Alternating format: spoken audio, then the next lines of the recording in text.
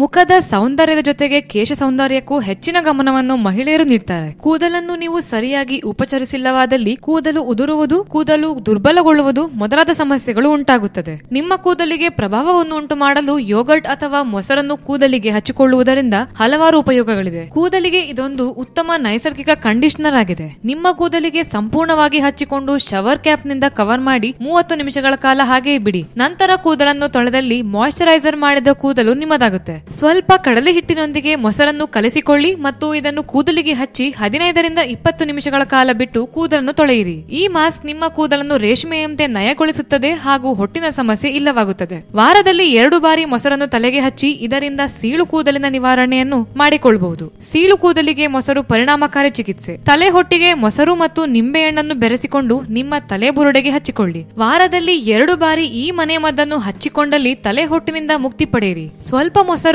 ತೆಂಗಿನ ಎಣ್ಣೆ ಮತ್ತು ದಾಸವಾಳದ ಎಸಳುಗಳನ್ನು ತೆಗೆದುಕೊಂಡು ಅದರ ಪೇಸ್ಟ್ ತಯಾರಿಸಿಕೊಂಡು ನಿಮ್ಮ ಕೂದಲು ಹಾಗೂ ತಲೆಬುರುಡೆಗೆ ಸಂಪೂರ್ಣವಾಗಿ ಹಚ್ಚಿ 1 ಗಂಟೆ ಬಿಟ್ಟು ನಂತರ ಕೂದಲನ್ನು ತೊಳೆದು ಕಂಡೀಷನಿಂಗ್ ಬಳಸಿ. ಹೀಗೆ ಮಾಡಿದಲ್ಲಿ ಕೂದಲು ಚೆನ್ನಾಗಿ ಬೆಳೆಯುತ್ತದೆ. ಇನ್ನಿತರ ಟಿಪ್ಸ್ ಗಳಿಗಾಗಿ ನೀವು ವೇಟ್ ಮಾಡ್ತಿದ್ರೆ ನೀವು ಮಾಡಬೇಕಾಗಿರೋದಿಷ್ಟೇ. ಲೈಕ್ ಮಾಡಿ, ಕಮೆಂಟ್ ಮಾಡಿ, ಶೇರ್ ಮಾಡಿ ಹಾಗೂ ನಮ್ಮನೆ ಡಾಕ್ಟರ್ ಚಾನೆಲ್ಗೆ ಸಬ್ಸ್ಕ್ರೈಬ್ ಮಾಡಿ.